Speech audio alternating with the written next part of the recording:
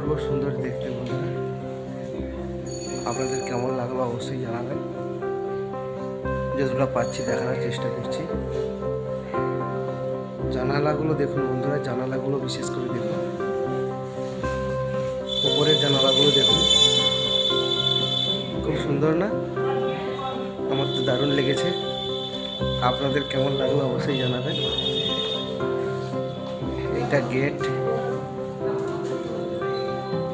খুব সুন্দর।